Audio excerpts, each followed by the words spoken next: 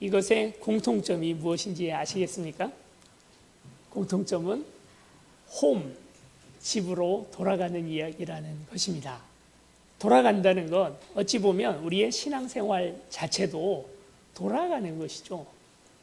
하나님의 품으로 다시 돌아가는 것, 하나님께서 오늘 우리를 아버지의 마음으로 탕자와 같이 우리를 기다리고 계시는 줄로 믿습니다. 자유라는 개념은 우리가 생각하기에는 이제 돌아가는 것에 도리어 반대로 멀리 멀어지는 것이 자유인 것 같고 내 마음대로 하는 것을 우리는 자유라고 자꾸 생각을 합니다. 그러나 초등학교 교과서에서부터 우리는 자유에 대해서 이야기할 때 항상 붙여서 배우는 단어가 하나 더 있죠. 무엇에 관해서 배웁니까? 책임에 관련해서 항상 배우죠.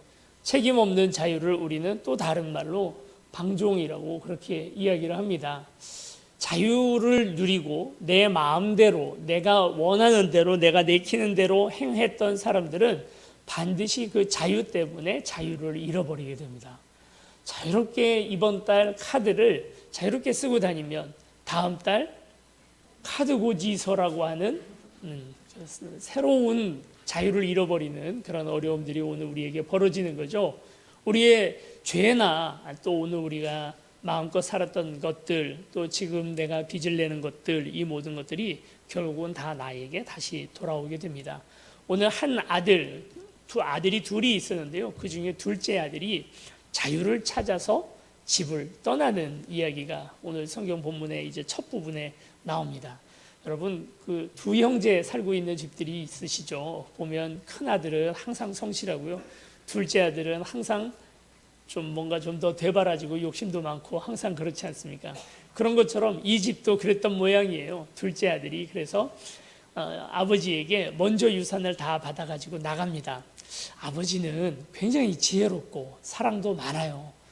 이렇게 보니까 둘째 아들이 사업 계획을 얘기를 하고 자기가 먼 나라에 가서 뭘 할지에 대해서 쭉 나열을 하고 얘기를 하는데 딱 느낌이 오잖아요. 어떤 느낌이 옵니까?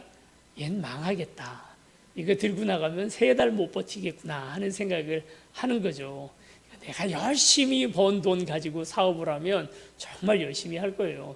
그런데 이렇게 뭐 부모가 벌어준 돈 그거 가지고 하면 또 좀 그렇지도 않더라고요. 그러니까 이제 이건 분명히 망하겠구나 하는 걸 아는데 아들이 달라 하니까 줍니다.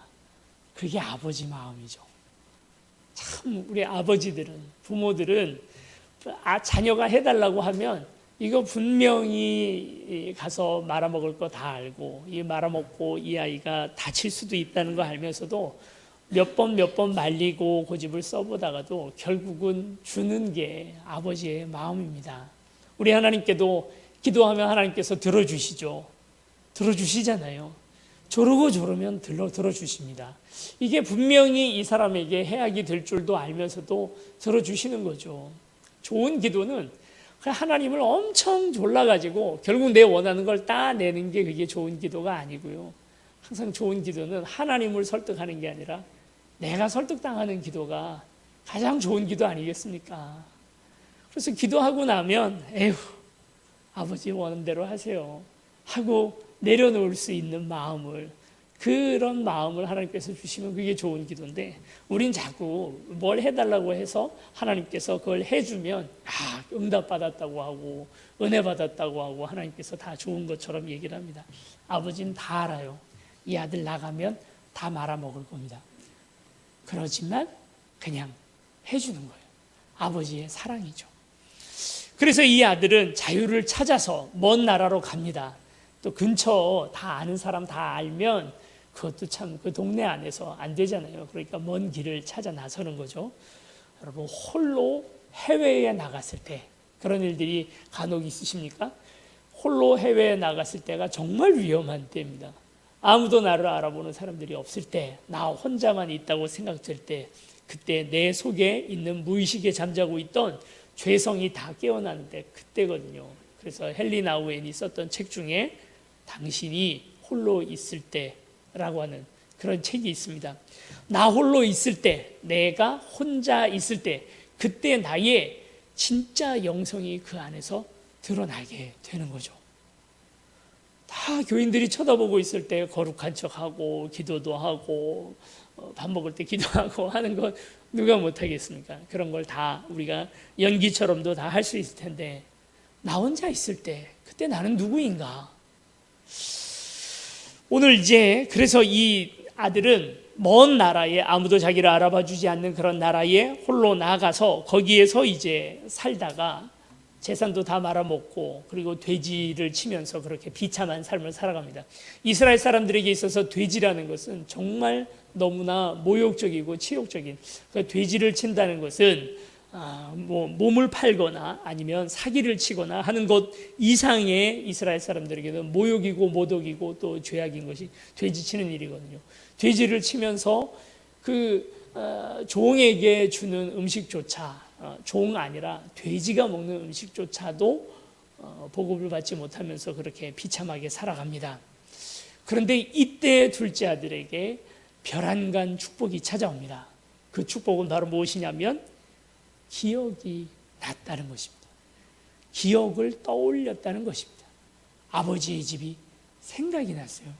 이게 아무것도 아닌 것 같지만 대단한 일입니다.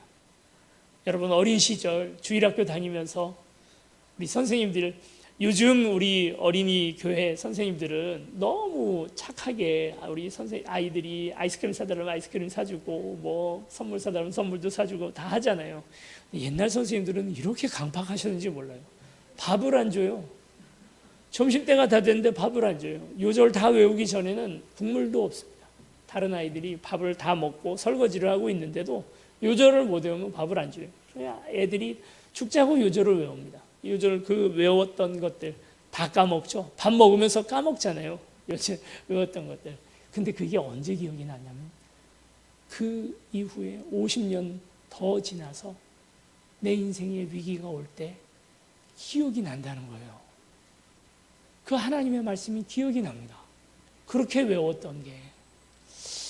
말씀은 그래서 읽고 묵상하고 그리고 한 단계 더 나아가서 외우는 거죠. 요한복음 14장 26절 말씀 같이 보시겠습니다. 14장 26절입니다. 시작. 보혜사 곧 아버지께서 내 이름으로 보내실 성령, 그가 너희에게 모든 것을 가르치고 내가 너희에게 말한 모든 것을 생각나게 하리라. 생각나게 하십니다. 평소에는 잘 기억이 안 나갔다가도 그 순간 갑자기 여러분 찬양이라도 기억이 납니다. 찬송가라도 기억이 납니다. 그 어려움의 순간에 떠오르는 찬양이 있고 말씀이 있어서 그걸 붙들고 생각이 난다는 거죠. 이 아들은 멀리 타국에서 종살이하면서 돼지가 주는 쥐염 열매 하나도 없을 때 어렸을 때 아버지 밑에서 행복하게 살았던 기억이 그를 살리고 다시 집으로 인도를 하는 거예요. 우리가 어린 시절 어린이 주일학교라는 게 뭐 그렇게 중요하냐? 너무너무 중요합니다. 그때 하나님께 받았던 은혜가 어느 순간에고 다시 기억이 납니다. 이렇게 말씀을 외우고 배우고 했던 것들이 나의 위기의 순간에 나를 다시 붙들어 세우는 놀라운 능력이 된다는 거죠. 그래서 이 아들은 집으로 가야겠다는 생각을 했습니다. 그래서 호메로스의 일리아드에서 다시 집으로 돌아가는 이야기처럼 야구 선수가 1루, 2루, 3루를 거쳐서 다시 집으로 돌아가는 것처럼 윷놀이에서 도로 시작했던 말이 다시 홈으로 다시 돌아가는 것처럼 이 아들은 집으로 돌아갑니다. 집에 가면 누가 있습니까? 아버지가 기다리고 있는 거죠. 아버지는 돈을 내줄 때부터 알았어요. 얘는 적어도 3년 안에는 다 탕진하고 집으로 돌아오겠지. 언제 오나 하고 늘 집 대문 밖에 나와서 기다리고 있는 겁니다. 저 멀리 서쪽 언덕 능선 위에 아들의 희끄무리한 그림자가 나타납니다. 이젠 풍채도 얼굴 모양도 너무 많이 달라져가지고 뭐 완전히 거지꼴이죠. 거지 한 명이 그 언덕을 넘어 딱 올라오는 순간 아버지는 아들이라는 걸 직감적으로 깨닫습니다. 그리고 뛰어갑니다. 그리고 아들을 안아주십니다. 이게 아버지죠. 아들 이기는 아버지는 없지만 아버지의 사랑을 이길 수 있는 아들도 없습니다. 그래서 이 아버지가 아들을 끌어안고 고생했다고 힘들었냐고 너 왜 그랬냐고 한마디 말 없이 안아주고 다시 옷을 입히고 인장 반지 꽂아주고 그리고 잔치를 여는 거예요. 얼마나 기쁜 잔치입니까? 아버지, 저는 그냥 아버지 집에 종 되겠습니다. 아버지 집에 있는 종들은 먹기도 잘 먹는데 쥐염 열매 같은 거 안 먹는데 저는 거기 가 있겠습니다. 무슨 말이냐? 너는 내 아들이다. 아니요, 저는 그럴 자격이 없어요. 전 아버지 재산 다 까먹었는데요. 돈 관련 문제로 둘째 아들은 아버지를 착각하고 있는 거죠. 돈이 있으면 자유를 얻을 수 있을 거라 생각을 했고, 돈이 있으면 인생이 행복해질 거라 생각했고, 돈이 있으면 어쩌면 이건 제 상상인데 아버지를 넘어설 수 있는 거부가 될 수 있다고. 사실 아들들은 평생 그 생각합니다. 아버지를 넘어서는 사람이 돼야지. 아버지를 넘어서는 사람이 돼야지. 아버지는 나의 너무나 사랑하는 부모이자 라이벌이자 또 조언자이자 그런 분이 바로 우리 든든한 아버지들이죠. 아버지를 넘어설 수 있는 방법은 내가 아버지보다 더 거부가 되는 거라고 생각을 했는데 결론은 무엇입니까? 다시 아버지 품 안에 안긴 거예요. 아버지는 너 거지라도 너가 돈이 많아도 그래도 너는 내 아들이다. 그래서 붙들고 함께 잔치자리로 들어갑니다. 문제는 이 집에 아들이 하나 더 있는 게 문제죠. 큰아들이 밖에 나가서 열심히 일하다가 옵니다. 일하다가 돌아왔는데 집안이 시끌시끌한 거예요.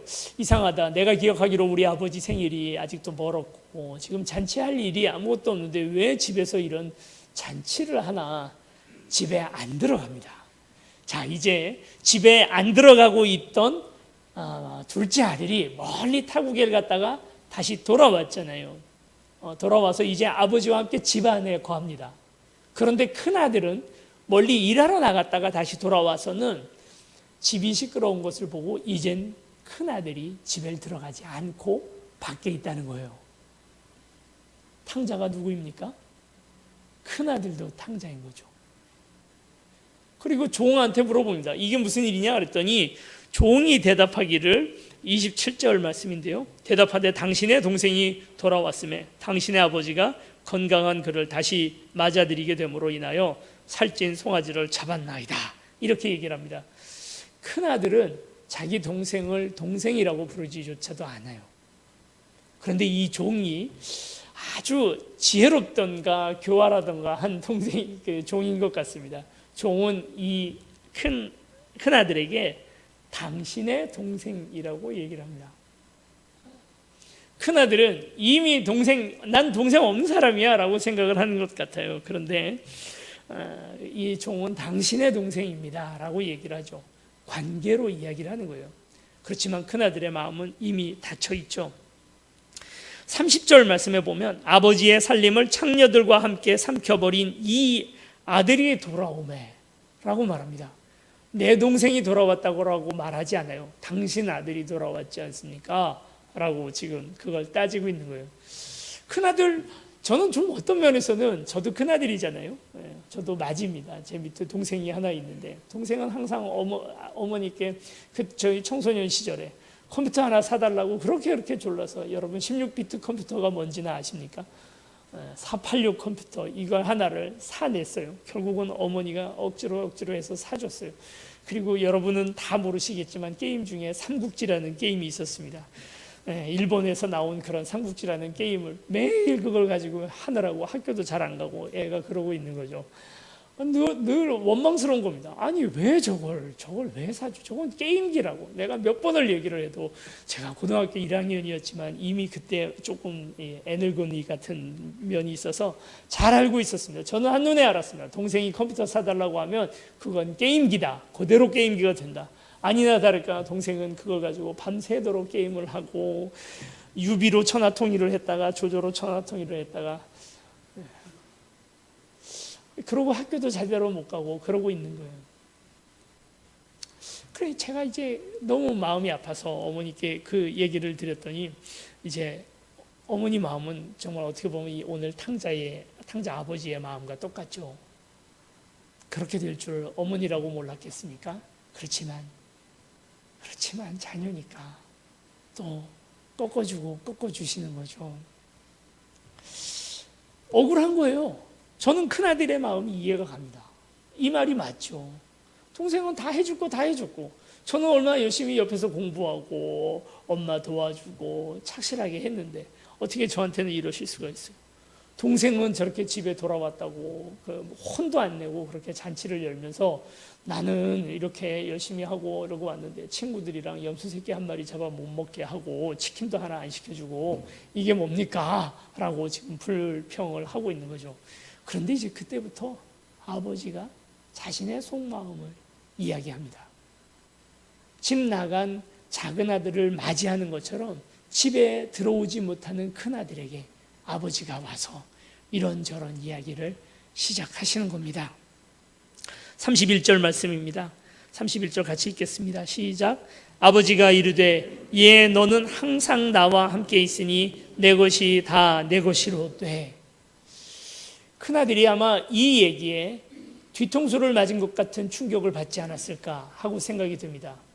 작은 아들은 내 거, 아버지의 유산 가운데 내 거를 가지고 갑니다. 그리고 내 거를 가지고 있으니까 나는 자유라고 생각하고 내 것을 여기서 더 불려서 나는 거부가 되어서 아버지를 넘어서고 그런 자유를 누리겠다고 생각을 합니다. 그리고 문제는 이제 그 내 것을 아버지가 주신 내 것을 다 탕진하고 나서는 이제는 아버지의 아들이 안 될 거라고 생각합니다. 이 작은 아들의 생각의 문제점을 여러분 아시겠습니까? 아버지와 아들의 관계는 뭘 가졌느냐 가지지 않았느냐의 문제가 전혀 아닙니다. 이건 그냥 하늘에서 내려준 관계이고 끊을 수 없는 아버지와 아들의 관계이죠. 사장과 회사원의 관계가 아닙니다. 사장과 영업사원의 관계가 아닙니다. 내가 우리 사장님한테 많은 돈을 벌어줘야 나와 사장님과의 관계가 이어지는 것이 종업원과 사장의 관계라면, 그러나 이 아버지와 아들의 관계는 그것과는 전혀 상관없는 그런 관계이죠. 어느 한 식당을 갔는데 아버지가 어떤 중년 노신사가 사장님이시고 두 종업원이 있는 거예요. 한 사람은 카운터를 보고 있고 한 사람은 이렇게 서빙을 보고 있습니다. 안에 이제 또 식당 일하시는 분들이 있죠. 그런데 보니까 이 두 종업원이 두 사람의 태도 차이가 너무나 심한 거예요. 한 사람은 생글생글 웃으면서 늘 밝게 손님들도 잘 접대하고 하는데, 한 사람은 이렇게 설거지 그릇 걷어가면서도 자그락자그락 하면서 막 집어던지고 막 이렇게 불평불만이 많은 거죠. 왜 저러나 알고 보니까 그 여종업원이 사장님을 이렇게 부르는 거예요. 아빠 하고 부르는 거예요. 저 사람 돈 더 많이 주나? 저 종업원보다 이 사람한테 돈을 더 많이 주나? 아니면 뭐 그런 게 아니라 알고 보니까 부녀지간이었던 거죠. 내가 내 것이라고 생각을 하고 내가 뭘 가지고 있느냐, 내가 무엇을 받았느냐를 가지고 계산하는 관계가 아닌 거예요.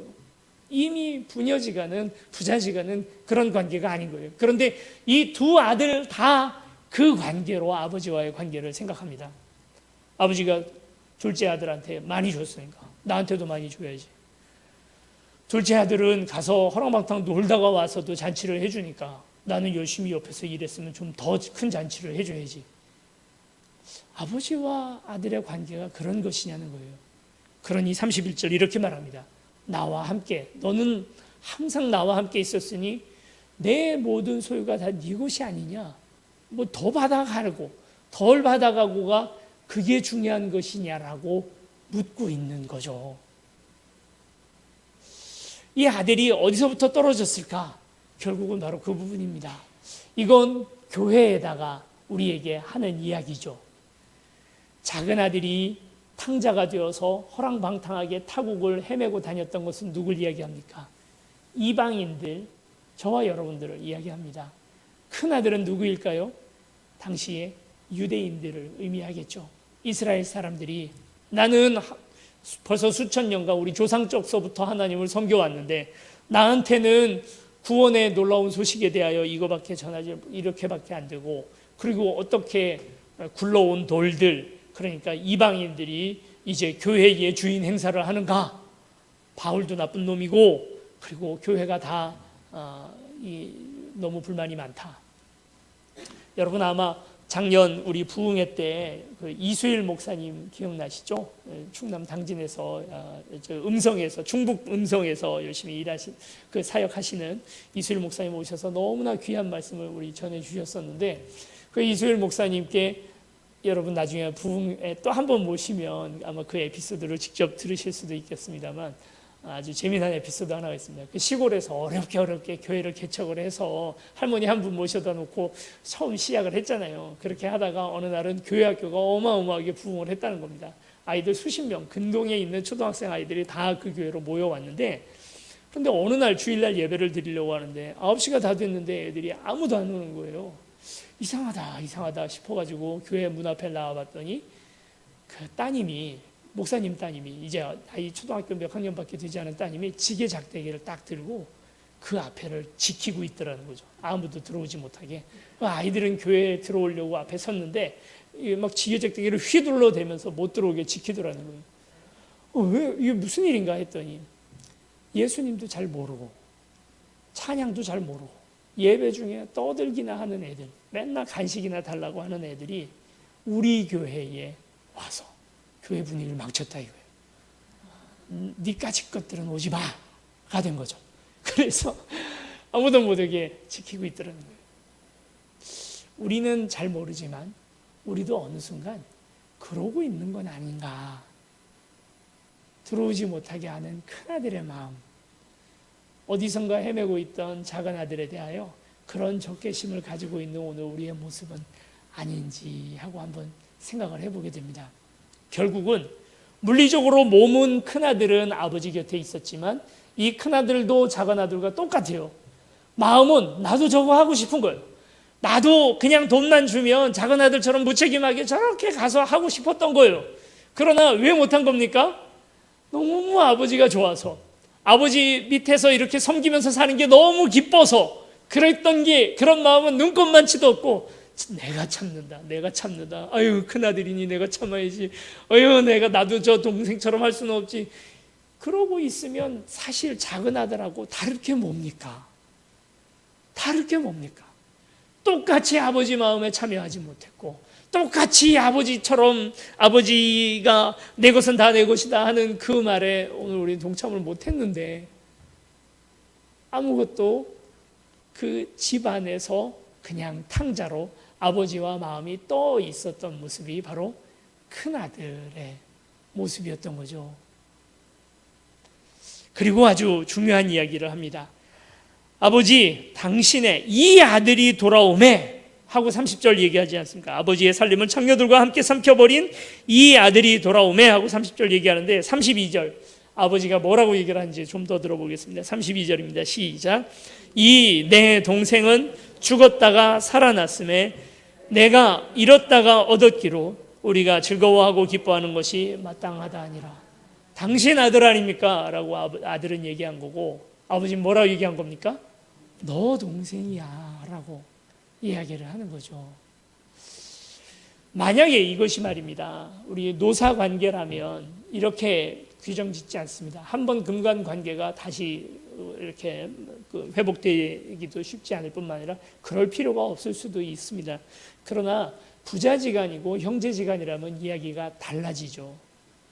우리 아버지께서 오늘 우리의 아버지가 되셨다면 그냥 노예 관계, 주종 관계 아니면 노사 관계라면과는 다르게 이건 부자지간이기 때문에, 그리고 이제 또 한 가지 형제지간이기 때문에 오늘 우리는 서로 사랑하고 받아들일 수밖에 없습니다. 뭘 가지고 있느냐 때문에 우리가 더 좋은 관계로 나아가는 것이 아니라 사실은 오늘 우리가 어떤 관계냐 때문에 우리 같이 갈 수밖에 없는 거죠. 우리 모두가 형제 자매인 줄로 믿습니다. 하나님께서 우리의 아버지가 되어주시고 형제 자매입니다. 끊을래야 끊을 수가 없는 관계이죠. 오늘 우리 중에 누군가가 심각한 죄악 가운데 있다 해서 오늘 우리가 그 관계를 끊겠습니까? 형제와 자매는 그럴 수 없는 거잖아요. 부자지간 그럴 수가 없는 것이고 형제 자매지간도 그럴 수가 없습니다. 오늘 우리가 함께 같이 주님께 돌아가는 삶을 살아가기로 원합니다. 한 주간 우리가 이제 이렇게 살아가다가 다시 교회로 돌아옵니다. 돌아오는 게 신앙생활입니다. 어디에 가 있던 마치 연어처럼 연어가 태어나서 났던 곳으로 다시 돌아와 그곳에서 산란하게 되는 것처럼 오늘 우리는 일주일간 주일 이곳에서 말씀을 받아 우리가 그 말씀 가운데서 평화를 누렸다면 이제 또 세상을 향하여 나아갔다가 다시 주일이 되어서 다시 돌아오는 것이죠. 돌아올 때 하나님의 품에 하나님께서 오늘 이 자리에 잔치를 베풀어 주십니다. 말씀의 잔치, 또 기도의 잔치, 찬양의 잔치. 너무나 귀한 잔치가 아닙니까? 근데 난 지금 어디에 있나요? 여러분 지금 어디에 계십니까? 잔치의 한가운데 계십니까? 아니면 잔치 자리 밖에서 고소한 지짐, 튀김, 냄새에 화가 나서 밖에 그러고 계십니까? 여러분 예배가 은혜가 되십니까? 말씀이 여러분 내 것이라고 마음의 고백이 됩니까? 찬양 부를 때 오늘 내 심정이 고백이 됩니까? 오늘 우리가 기도할 때 내 기도를 하나님 앞에 드립니까? 여러분 왜 잔치에 참여하지 못하십니까? 왜 그 잔치에 아버지와 함께 기뻐하지 못하십니까? 어느 순간 나도 하나님 집에 머물면서도 탕자, 집 나간 자나 마음은 이미 저기 멀리 어디 타국에서 나도 둘째 동생처럼 그러고 계시는 건 아닌지, 몸은 여기 와 앉아 있지만 골프장 몇 번 홀을 돌고 있는 건 아닌지, 아니면 두고 온 나의 회사 일들이 오늘 내 마음에 아직도 붙들고 있는 건 아닌지. 그래서 오늘 잔치의 자리에는 껍데기만, 영혼은 놔두고 껍데기만 와 있는 오늘 우리의 모습은 아닌지 다시 돌이켜보시고 오늘 탕자에서 아들로 변화되는 저와 여러분들이 되시길 축원합니다. 우리 같이 찬양하시겠습니다. 우리가 하나님 앞에 나아가는 건 내가 뭘 가지고 있느냐 때문이 아닙니다. 우리가 하나님 앞에 다시 돌아갈 수 있는 건 내가 내게 주신 재산을 얼마나 안 까먹었느냐 때문에 다시 돌아갈 수 있는 게 전혀 아닙니다. 우리가 하나님 앞에 다시 돌아갈 수 있는 건 내가 거지 같은 모습이 되었건 부유한 자리에 되었건 상관없이 그분 사랑 때문에, 그분이 날 사랑해 주셔서, 그분이 끔찍히 나를 안아주셔서 사랑해 주셔서 아픈 손가락 하나 없다 말씀하시면서, 너무 신앙생활 잘하는 사람은 그런 사람대로, 또 방탕하게 죄 많이 살아가던 사람은 또 그런 사람대로 함께 안아주시는 우리의 아버지, 그분이 우리의 아버지 아닙니까? 그 사랑을 오늘 찬양하고 또 그 아버지 앞에 나아가겠습니다.